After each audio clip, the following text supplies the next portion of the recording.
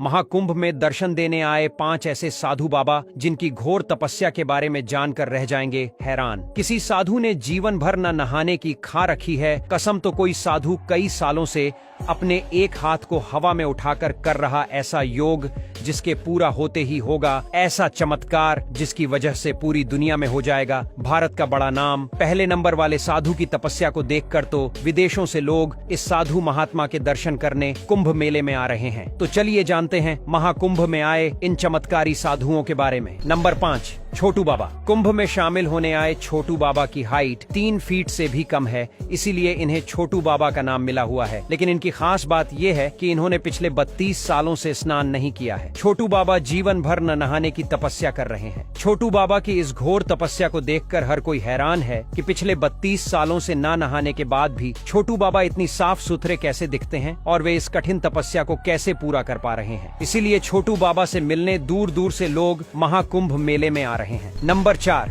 अनाज बाबा। कुंभ में शामिल होने आए अनाज बाबा की खासियत ये है कि ये बाबा पर्यावरण को ध्यान में रखते हुए ऐसी घोर तपस्या कर रहे हैं जो बड़े बड़े संतों के लिए भी कर पाना काफी मुश्किल है। दरअसल इन्होंने पिछले 5 सालों से अपने सर पर कई तरह की फसल उगा रखी है। अनाज बाबा के सर पर बाजरा, गेहूं और चना जैसी कई तरह की फसलें उगी हुई हैं। इन बाबा ने ये घोर तपस्या इसलिए शुरू की थी ताकि ये दुनिया भर में पर्यावरण संरक्षण का संदेश दे सके। नंबर 3, राधे पुरी बाबा। उज्जैन के रहने वाले राधे पुरी बाबा की तपस्या के बारे में जानकर पूरी दुनिया हैरान है। दरअसल राधे पुरी बाबा ने पिछले 15 सालों से अपना एक हाथ हवा में उठा रखा है। उनकी तपस्या के कारण उनके इस हाथ ने काम करना भी बंद कर दिया है, लेकिन इसके बावजूद भी उनका हाथ कभी नीचे नहीं हुआ। राधे पुरी बाबा के नाखून और उंगलियां भी एक दूसरे से जुड़ चुके हैं, जिस वजह से उनकी तपस्या को सबसे कठोर तपस्या भी माना जा रहा है। राधे पुरी बाबा का कहना है कि वे विश्व कल्याण के लिए इस तरह की तपस्या कर रहे हैं और जीवन भर उनका ये हाथ हवा में ही रहेगा। नंबर 2,